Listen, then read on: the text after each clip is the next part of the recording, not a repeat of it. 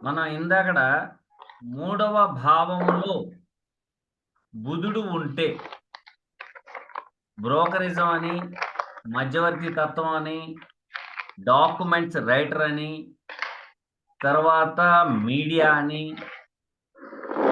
Electronic మీడియాలోనని ఇలాగా మనం మాట్లాడుకున్నాం. అదే కనుక బుధుడు 4వ భావంలో ఉంటే కొంత చంచల తత్వం అనేది ఉంటుంది.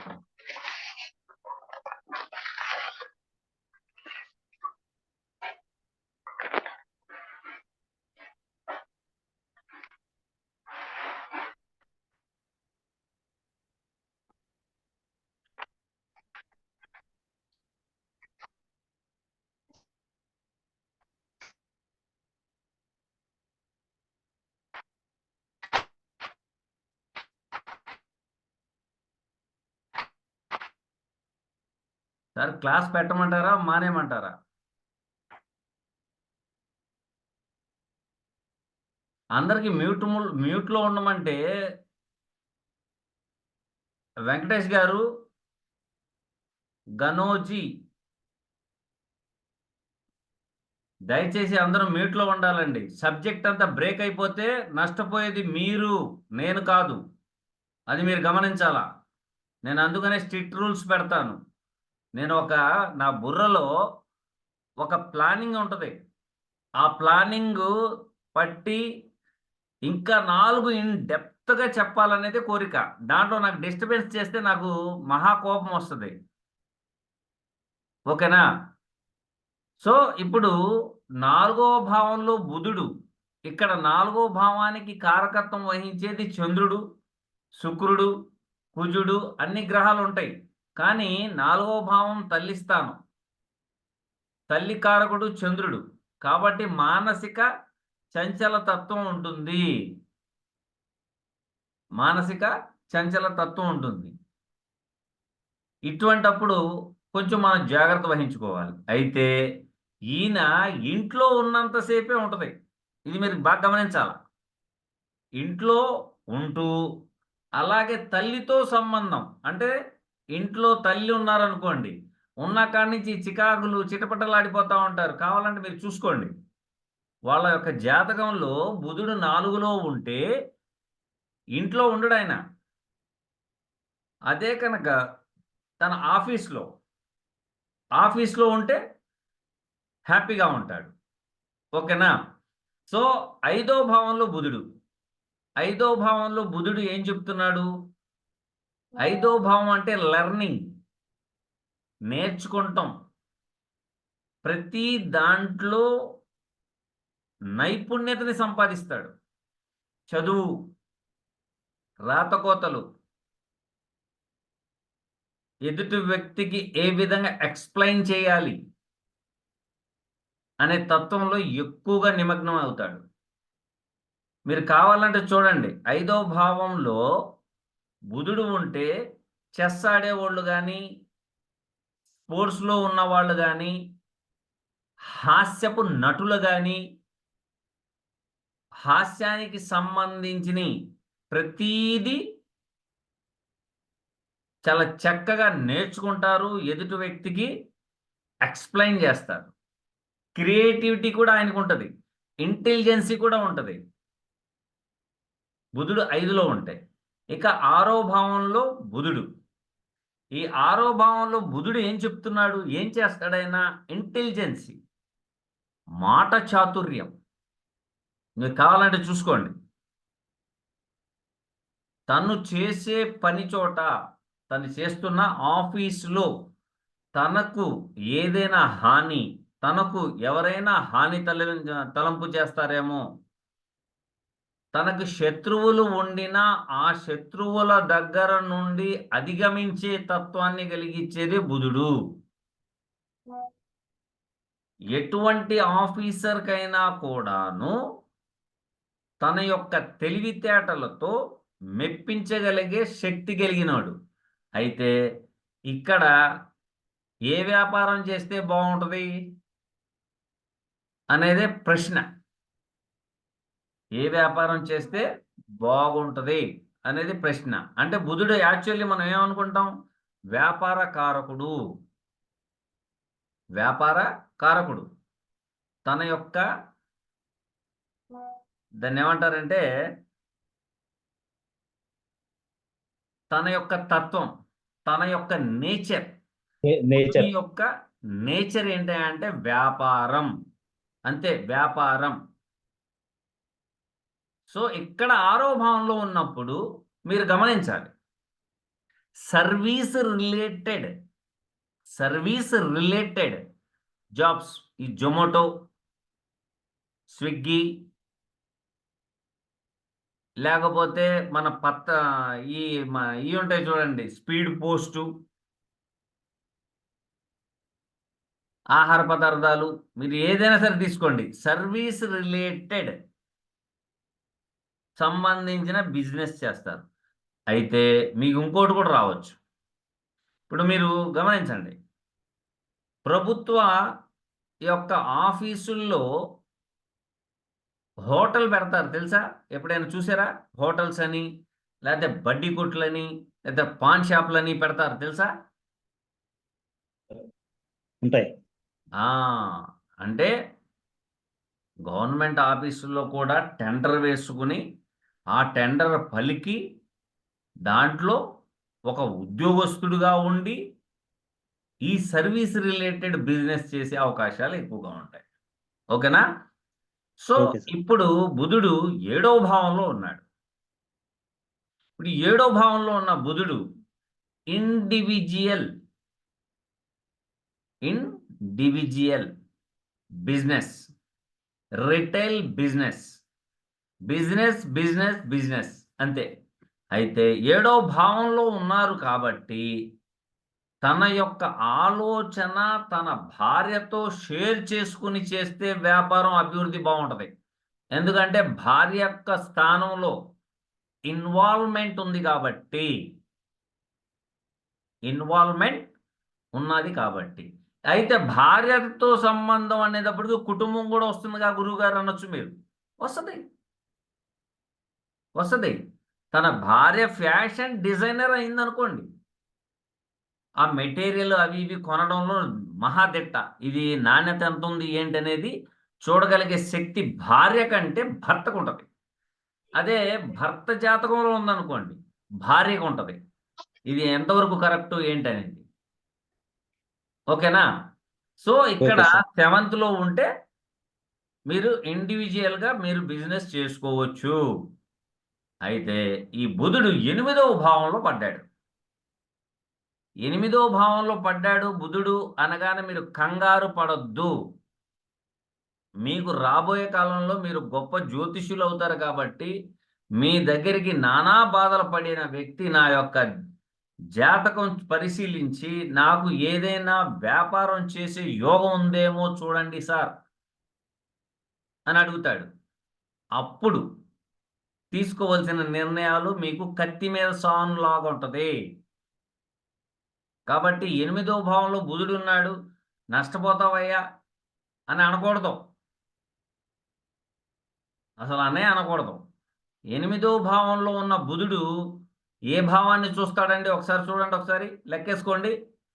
7వ దృష్టి ఏ భావంలో పడుతుంది? 2వ భావం మీద. 2వ భావం మీద పడుద్ది.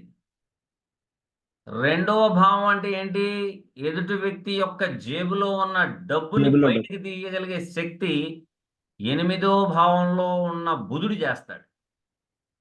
బాగా గమనించాలి. వీళ్ళు ఎవరయ్యా అంటే ఇన్సూరెన్స్, లాటరీ, రియల్ ఎస్టేట్, వీళ్ళు ఎక్కువగా మీకు చూడండి ఇంటింటికి తిరిగి ప్రోడక్ట్స్ అమ్ముతూ ఉంటారు, చూసారా? పుస్తకాలు అమ్మేవాళ్ళు ప్రోడక్ట్స్, ఏది పౌడర్ డబ్బాలని అయ్యని ఇయ్యని అమ్ముతూ ఉంటారు, తెలుసా? ఇళ్ళకాడికి వస్తారా? అవునవును. వాళ్ళ దృష్టి ఏముంటది? తన చేతిలో ఉన్న ప్రోడక్ట్ ఎదుటి వ్యక్తికి ఇచ్చేయాలా, ఎదుటి వ్యక్తి జేబులో ఉన్న డబ్బులు మన దగ్గరికి రావాలా. ఇదే కాన్సెప్ట్, వేరే కాన్సెప్టే ఉండదు. మీరు బాగా గమనించాలా. అట్ ద సేమ్ టైం రెండోది ఏంటయ్యా అంటే మీరు గమనించాల్సింది, జ్యోతిష్య శాస్త్రములో మెయిన్ ఈ వ్యక్తి ఏ మెంటాలిటీతో మన దగ్గరికి వచ్చాడు అనేది తెలుసుకోవాలంటే బుధుడినే పట్టుకోవాలా. 8వ భావములో ఉన్నాడు బుధుడు అంటే మీ దగ్గరికి వచ్చిన వ్యక్తి యొక్క జాతకంలో ఉంది అంటే ఆయనకు మీరు కన్సల్టెన్సీ ఇవ్వలేదు, మీరు అపాయింట్మెంట్ ఇవ్వలేదు, ఆయన అపాయింట్మెంట్ ఇచ్చినట్టు చేస్తాడు. ఆయన ఏం చేస్తాడు, తన కథ అంతా చెప్తాడు. సార్ మీరు ఇలా చేయండి, మీరు అలా చేయండి, మీరు జ్యోతిష్యం చెప్పడం సంగతి దేవుడెరుగు. ఆయన చెప్పే వ్యాపారం వింటారు. విని మీ దగ్గర ఉన్న ఏదో ఒక 2000 3000 ఉన్న డబ్బులు ఆయన చేతికి ఇచ్చి ఆయన ఇచ్చిన ప్రోడక్ట్ మీరు కొంటారు. That is mercury power. Mercury యొక్క పవర్ ఏంటయా అంటే ఆయన వచ్చాడు అంటే 8వ భావంలో కనుక బుధుడు ఉన్నాడు అంటే ఆయన కంటి చూపు మొత్తం మీ జేబులో ఉన్న డబ్బు మీద, మీ గల్లాపెట్లో ఉన్న డబ్బు మీద, మీరు బీరువాలో దాచుకున్న డబ్బు మీదే ఉంటుంది. మిమ్మల్ని ఏదో ఒక విధంగా కన్విన్స్ చేసి ఒక 100 రూపాయలైనా ఎత్తుకుపోతాడు. That is Mercury 8th. అయితే మీరు గమనించాలి సార్, మళ్ళీ ఈ బ్రోకరిజంలో ఉంటే లాభం రాదా అనే ప్రశ్న మీ దగ్గరకు వచ్చింది మనసులో. వాళ్ళకి బాగుంటుంది. ఎలాగుంటుందంటే చూడండి, ఆయన దగ్గర ఒక 5 లక్షలు ఉన్నాయి. ఒక చిన్న 200 గజాల స్థలం తీసుకున్నాడు. దాన్ని 7 లక్షలకు అమ్ముతాడు. కానీ 7 లక్షలకు అమ్మాలంటే ఈయన దగ్గర ఉన్న 5 లక్షలు సరిపోదు కదా. ఇంకా కొంచెం ఎక్కువగా అమ్మాలంటే ఈయన ఒకళ్ళ దగ్గరికి వెళ్ళి కొంత అప్పు తీసుకోవాల్సిందే. అప్పు తీసుకొని కనుక మీరు చేస్తే అభివృద్ధి చెందుతారు. వీటిల్లో రియల్ ఎస్టేట్ వాళ్ళు వస్తారు. ఈ రియల్ ఎస్టేట్కి 8కి సంబంధం ఏంటి సార్ అనొచ్చు మీరు. Mercury in the place of 8 in the star of 4th lord. 4వ భావాధిపతి యొక్క నక్షత్రంలో ఉన్నాడు అనుకోండి. 4కు సంబంధం వచ్చిందా? వచ్చింది సార్. 8కి సంబంధం వచ్చిందా? అవును, వచ్చింది. సో రియల్ ఎస్టేట్ పెట్టాలంటే మీకు పెట్టుబడి ఎవరు పెట్టాలి? ఎదుటి వ్యక్తి పెట్టాలి. అవును. ఓకేనా? ఇప్పుడు ఒక అపార్ట్మెంట్ కడుతున్నాడంటే లోన్ తీసుకోవాలి. లోన్ తీసుకుని పిల్లలు లేగానే ఏం చేస్తారు మీరు? వెంటనే వెళ్ళిపోయి దాదాపు 1500 ఎస్ఎఫ్టీ అండి, కాబట్టి ఎంత ఏంటని మాట్లాడతారు. 60 లక్షలు చెప్తాడు, బేరం ఆడుకుంటారు. 55 లక్షలు ఆయన ఏం చెప్తాడు? 1/4 ఇవ్వాలండి అంటాడు. 1/4 ఏమి ఇస్తాంలే కానీ 50 ఇచ్చేస్తామండి, ఉన్న డబ్బులు మేమేం చేసుకోమని మీరేం చేస్తారు? తీసుకొచ్చి ఆయన దాదాపు ఒక 30-40 లక్షలు ఇచ్చేస్తారు.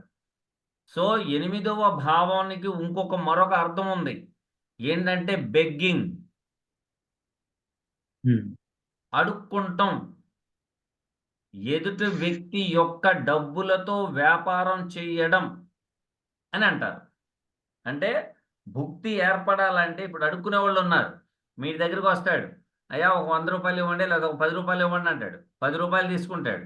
ఇంకోళ్ళ దగ్గరికి వెళ్తారు. ఇలా ఇలా ఇలా వెళ్ళి ఒక 100 మంది దగ్గర, 10 మంది, ఒక 20 మంది దగ్గర తీసుకున్న డబ్బులతో తన జీవనోపాధి నడుపుకుంటాడు. రియల్ ఎస్టేట్ కూడాను నలుగురు దగ్గర తీసుకుని 8th కనుక మెర్క్యూరీ ఉంటే తన జేబులోంచి డబ్బులు పెట్టకుండా వేరే వ్యక్తి దగ్గర నుంచి ఇన్వెస్ట్మెంట్ చేపించి దాని మీద వచ్చిన లాభం తింటాడు. మీరు కావాలంటే ఎవరైనా సరే చూసుకోండి జాతకాల్లో. ఇంకోటి కూడా ఉంది. 8వ భావంలో బుధుడు ఇప్పుడు ఆన్లైన్ బిజినెస్లు కొంతమంది చేస్తూ ఉంటారు. ఏది? ట్రేడింగ్లో కొంతమంది పెట్టుబడి పెట్టి అతగాడితో ట్రేడింగ్ చేపిస్తారు. వచ్చిన లాభంలో 50-50 అంటారు, లేకపోతే 1/4 ఇస్తానబ్బాయి అని ఆయన ద్వారా చేపిస్తే ఏ ప్రోడక్టుల మీద మనం డబ్బులు ఇన్వెస్ట్ చేస్తే ఎంత వస్తుందన్న సంగతి 8వ భావంలో ఉన్న మెర్క్యూరీకి సంబంధించిన వ్యక్తితో చేపిస్తే అయిపోతుంది. రెండోది జూదము, పేకట, గుర్ర పందాలు. ఎందుకంటే న్యాచురల్ జోడియాక్లో 6వ భావము యానిమల్స్ వస్తాయి. గుర్రపు పందాలు, కోడి పుంజు పందాలు. ఇప్పుడే విన్నారా? అసలు నేను ఏదో చెప్పుకుంటూ పోతున్నాను. Yes sir, yes sir. విన్నాం సార్. అందుకని విన్నాం, 6వ విన్నాం భావాన్ని కాంపిటేటివ్ అన్నారు. ఆ, కాంపిటేటివ్ అని కూడా అన్నారు. అందుకనే ఈ బుధుడు 8లో ఉంటే ఇవి చేస్తాడు. రెండోది, ఈ బుధుడు 9వ భావంలో, ఇక్కడ బాగా గమనించాల, 9వ భావములో ఉంటే నాలెడ్జ్ విపరీతంగా ఇస్తాడు, చదువు బాగా ఇస్తాడు. కానీ అంత చదువు చదివిన వాడికి ఉద్యోగం రాలేదంటే అర్థం ఏంటి? గమనించాలి మీరు, ఇక్కడ బాగా గమనించాలి. ప్రతి భావంది చెప్తున్నాను, రేపొద్దున నాకు ఇది చెప్పలేదనకూడదు. 9వ భావం ఎవరిదండి న్యాచురల్ జోడియాక్లో? గురువుది సార్. గురువు. గురువు సార్. గురువు క్షేత్రంలో ఈయన ఉన్నాడు. లెర్నింగ్ అవును. బాగుంది, నాలెడ్జ్ బాగుంది, కానీ ఉద్యోగం రాలా. మీకు కావాలంటే ఉద్యోగం రాలేదంటే అక్కడ బుధుడు గురువుని పాడు చేసినట్టు, గురువుని పాడు చేసినట్టు. ఎప్పుడైతే గురువు పాడైపోయాడో ఈయనకి నాలెడ్జ్ ఉండిన ఇంటర్వ్యూలో అటెండ్ చేసినా కూడా సక్సెస్ అవ్వడం. సో ఈయన ఏం చేస్తాడంటే ఎదుటి వ్యక్తిని ఏ విధంగా ముంచాలి, ముంచితే నేను పైకి ఎక్కుతాను అనుకుంటాడు. అసలు ఈయన కిందే పడి ఉంటాడు. ఇది మీరు గమనించాలి. ఎప్పుడైతే 9వ భావము యొక్క కారకత్వాన్ని తీసుకుంటూ ధర్మ బుద్ధితో ముందుకు సాగుతాడో ఆయన జీవితాంతకాలం మెట్లు అంచెలంచెలు ఎదగడమే కానీ తగ్గడం అనేది ఉండదు. ఇక వ్యాపారం వచ్చేటప్పటికి ధర్మానికి సంబంధించిన వ్యాపారం, భగవంతుడి యొక్క పుస్తకాలు, లేకపోతే పూజా సామాగ్రి, ఆ పూజా సామాగ్రిలో తండ్రి పక్కన ఉంటే, అంటే తండ్రితో సంబంధం పెట్టుకుని తండ్రితో కలుపుకొని ఎవరైతే వ్యాపారం చేస్తారో వాళ్ళు ఎదుగుతారు. ఎప్పుడైతే మీ మనసులో నేను చేసే వ్యాపారం మూలంగా మా తండ్రి తెలుసుకుని 10 మందికి టమకా కొడతాడేమో, లేకపోతే నేను సంపాదించే సంపాదనలో అన్నయ్యకి వాటా ఇమ్మంటాడేమో, చెల్లెలకి ఇమ్మంటాడేమో, లేదా అక్కకి ఇమ్మంటాడేమో అని తండ్రిని ఎప్పుడైతే దూరం చేస్తారో వీళ్ళ వ్యాపారం పతనం అయిపోయినట్టే. కావాలంటే మీకు తండ్రి కొడుకులు చేసి వ్యాపారం చేసినప్పుడు అద్భుతంగా ఉంటుంది. ఎప్పుడైతే తండ్రిని వేరు కొడుకు వేరుగా వ్యాపారం చేస్తే కొడుకు మునిగిపోయి ఉంటాడు. ఇట్లాంటి జాతకాలు మీరు కావాలంటే బోల్డని దొరికితే చూసుకోండి. తండ్రి ఉన్నప్పుడు బాగుందండి, తండ్రి గతించాడు, గతించిన తర్వాత ఈ పిచ్చోడు ఎడాపెడా చేశాడు, చేసిన తర్వాత వ్యాపారంలో మునిగిపోయాడండి అన్నారు. ఇట్లాంటి ఎప్పుడైనా విన్నారా? విన్నాం సార్. కిషోర్ బాబు గారు మీరు ఒక్కళ్ళే అంటున్నారు, మిగతా వాళ్ళు ఏమన్నా మాట్లాడట్లేదు. ఏమన్నా విన్నారా సార్? Yes sir. విన్నాం సార్, విన్నాం సార్. చూసాను సార్, చూసాను ఓకే కూడా సార్. అండి. రికార్డ్ అవుతుందిగా, అందుకే మాట్లాడట్లా. ఎందుకంటే 9వ భావములో ఈ బుధుడు ధర్మబుద్ధి, తండ్రితో సంబంధం కనుక ఉంటే మీకు అద్భుతమైన ఫలితాలు వస్తాయి. ఎప్పుడైతే తండ్రిని దూరం చేసేసి భార్య మాట వినేసి, భార్య కట్నం తెచ్చింది కదా అని తండ్రి గారికి ఏమో వేరే చోట వ్యాపారం పెట్టండి, మనం ఇక్కడ వ్యాపారం పెట్టుకుందాం, వినాశకాలే విపరీత బుద్ధి. ఎప్పుడైతే తండ్రిని దూరం చేస్తారో ఈయన వ్యాపారం తగ్గడం మొదలవుతుంది, ఆ తండ్రి యొక్క వ్యాపారం పెరగడం మొదలెడుతుంది. ఆ తర్వాత తండ్రి దగ్గరికి వచ్చేటప్పటికి తన్ని తోలేస్తాడు, భార్య మాట విన్నావు, వాళ్ళ మాట వీళ్ళ మాట విన్నావు అని. అప్పుడు కానీ బుద్ధి రాదు. ఓకేనా? 10th లో కనుక బుధుడుంటే తను వ్యాపారం చేసుకుంటూ ఉద్యోగం చేసుకుంటూ వ్యాపారం కూడా చేసుకుంటూ ఉంటాడు. నేను చెప్పాను చూసారా, లాటరీలని, చీటీలని, ఫైనాన్స్ అని, లేకపోతే రియల్ ఎస్టేట్ అని, ఇవన్నీ అన్నమాట. లేకపోతే మరొకటి ఉంటుంది. ఏంటయ్యా అంటే తను చేస్తున్న ఉద్యోగానికి సంబంధించిన టెండర్స్లో ఇన్వాల్వ్మెంట్ అయ్యి వ్యాపారం చేసుకుంటారు. ఇలా చేసుకున్న వాళ్ళు ఎప్పుడైనా చూసారా? అదే ఆఫీస్ లో ఉండి అక్కడ టెండర్లు వేస్తుంటారు వేరే వాళ్ళ పేరు మీద. వేసుకుని చేసుకుంటూ ఉంటారు. సో అవును. ఇక్కడ ఏమైంది అయితే 10వ భావంలో ఉన్న బుధుడు 4వ భావాన్ని చూస్తూ ఉంటాడు. ఆయన 10వ భావంలో ఉన్న బుధుడు 4వ భావాన్ని చూస్తూ ఉంటాడు. 4వ భావం ఏంటి? తను ఉన్న క్షేత్రము, తను ఉన్న ఊర్లోనే వ్యాపారం చేసుకుంటూ ఉంటాడు. ఇది మీరు గమనించాలి. ఓకేనా? ఇక 11వ భావంలో బుధుడు. ఈ 11వ భావంలో బుధుడు సోషల్ సర్కిల్లో పేరు ప్రఖ్యాతులు సంపాదించుకుని సోషల్ సర్కిల్ మూలంగా ఈ కోఆపరేటివ్ ఉంటాయి చూసారా, బ్యాంకులు, కోఆపరేటివ్ బ్యాంకులు, అవును సార్. లేకపోతే ఒక 100 మందికి చీటీలు కట్టించడం, లేకపోతే రోజుకు 1000 లేకపోతే నెలకు 10,000 20,000 డబ్బులు కట్టించి దాని మీద సోషల్ సర్కిల్లో వ్యాపారాల విషయంలో కానీ, బ్యాంకింగ్ విషయాల్లో కానీ, లేకపోతే మధ్యలో ఉండే మధ్యతత్వం వహించడం కానీ, బ్రోకరేజం కానీ ఇలాగ చేసుకుని అద్భుతంగా రాణిస్తాడు. ఇంకా మిగిలింది 12వ భావం. ఇక్కడ మీరు బాగా గుర్తుపెట్టుకోవాలా, మీరు బాగా గమనించాలండి. 12వ భావంలో కనుక బుధుడు ఉంటే ఆయన నిజం చెప్తున్నాడో తెలియదు, అబద్ధం చెప్తున్నాడో తెలియదు, తిమ్మిరి బిమ్మిరి చేసైనా కూడాను తన పని గెలిపించుకుంటాడు. అట్లాగా చేసినోడు పతనం అయిపోయి ఉంటాడు. కావాలంటే చూసుకోండి.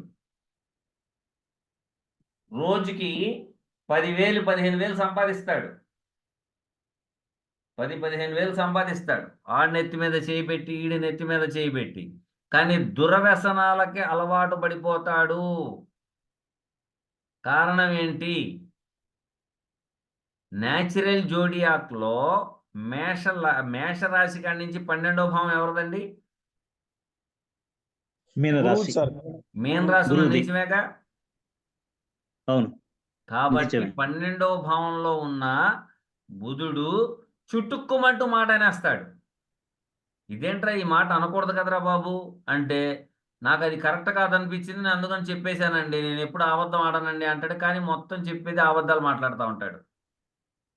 అది మీరు గమనించుకోవాలా. కాబట్టి మీరు ఈ 12 భావాలకు సంబంధించిన వీడియో వదిలినప్పుడు మీరు జాగ్రత్తగా రాసుకోండి. రాసుకున్న తర్వాతే మీ యొక్క చార్ట్లో ఎలాగున్నాడు బుధుడు, ఏం చేస్తే మనకి రూపాయి వస్తుంది అనేది మీరు గమనించుకోవాలా. ఓకేనా? బుధుడు ఓకే. కుజుడితో సంబంధం పెట్టుకున్నాడు అనుకోండి,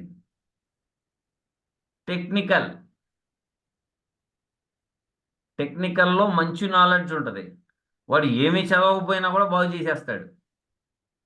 ఈ చిన్నపిల్లల్లో మీరు ఎలా చూస్తారు? కొంత వయసు వచ్చిన తర్వాత ఒక కారు ఇరిగిపోయింది అనుకోండి, చక్రాలు ఊడిపోతే ఆ చక్రాలు జాయిన్ చేస్తూ ఉంటాడు. లేకపోతే రిమోట్ పాడైపోయింది అనుకోండి, ఆ రిమోట్ బాగు చేస్తూ ఉంటాడు. లేకపోతే ఏమన్నా సైకిల్ రిమ్ ఊడిపోయింది అనుకోండి, దాన్ని ఎక్కిచ్చేసి బోర్డులు ఫిట్ చేసేస్తూ ఉంటాడు. వాడికి తెలియదు, కానీ పనిలో నైపుణ్యత ఉంటుంది. That is Mars and Mercury combination.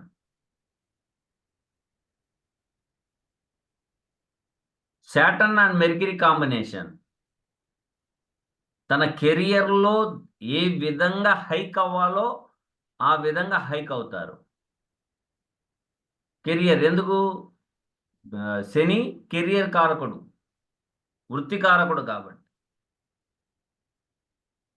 ఓకేనా? అదే కనుక బుధ రాహువులు media, printing media, out of country 12వ భావంలో బుధుడు కనుక ఉండి మీ దగ్గర జాతకం వస్తే బాబు ఈ ఊరు విడిచిపెట్టి వేరే ఊరు వెళ్ళు అనండి, లేకపోతే ఇంపోర్ట్స్ అండ్ ఎక్స్పోర్ట్స్ చేయమనండి, అవుట్ ఆఫ్ కంట్రీకి వెళ్ళమనండి, లేకపోతే అవుట్ ఆఫ్ కంట్రీకి సంబంధించిన ప్రాజెక్టు వర్కుల్లో ఇన్వాల్వ్మెంట్ అవ్వమనండి.